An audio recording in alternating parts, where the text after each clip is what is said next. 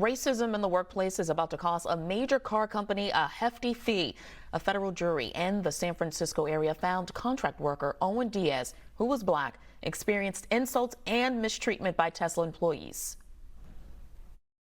Just a hostile work environment.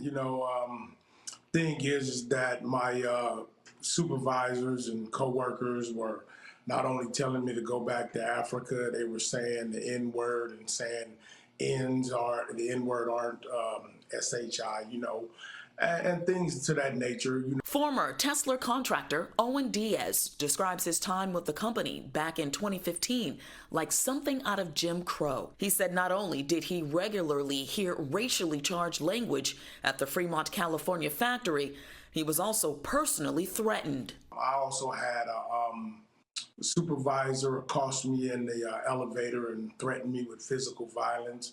And that was captured on surveillance video.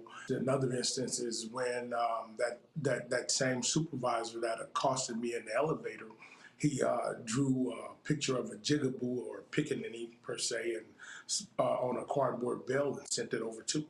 Diaz says he complained, but the car maker nor the contracting companies he and other offenders work for did anything about it. The thing is that they retained the supervisor that was causing the incidents, and they kept him in the same position that he was in the beginning. And we don't know today if he's still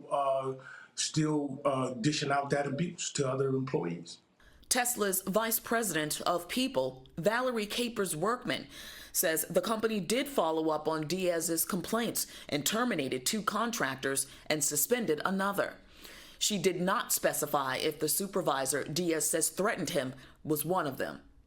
She also released this statement about the N-word used in Tesla's workplace. Most of the time, they thought the language was used in a friendly manner, and usually by African-American colleagues. And Diaz's lawyers are in the process of starting a class action lawsuit against Tesla after hearing similar claims from dozens of other employees and contractors.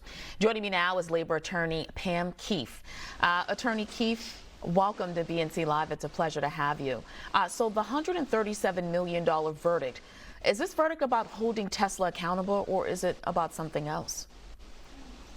It's absolutely about holding Tesla accountable. When a corporate entity is slapped with a award like that, a jury is sending a message. It's saying, not only did you allow this to happen, but we have to award a big enough damages to make you think about your policies and procedures to make sure it never happens again.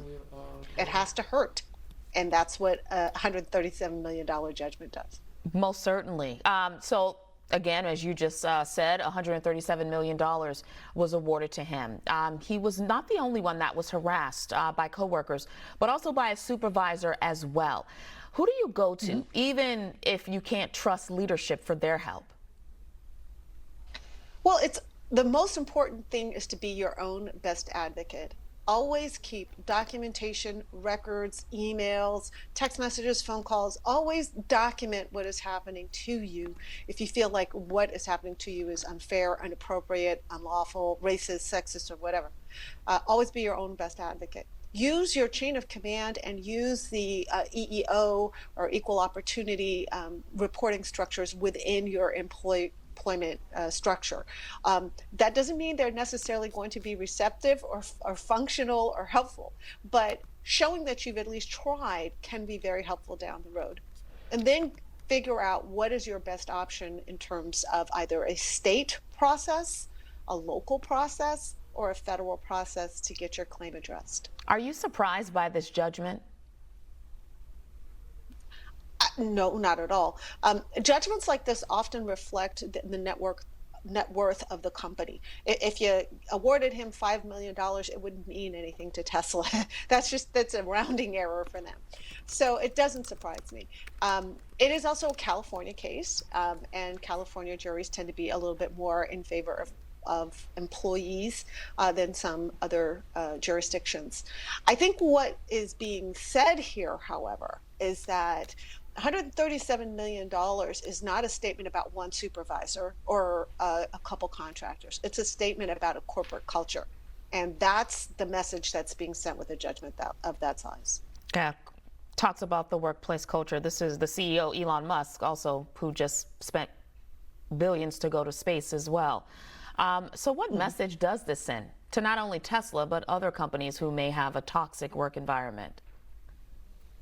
I think they need to start getting far more proactive about removing people who are basically a liability to the company. I don't think they thought when they retained that supervisor or didn't pay attention to those claims that they were opening their company to a $137 million judgment. It is pretty rare to get a judgment that big. It's, we have a lot of conservative judges that have been put on our federal courts for the express purpose of making it difficult to pursue race and gender discrimination claims. But every once in a while, one of these cases does get through. And when it does, it sends shockwaves throughout the employer community, because the last thing they want to do is have that kind of judgment on their watch. So they pay attention to the messages that are sent with judgments like this.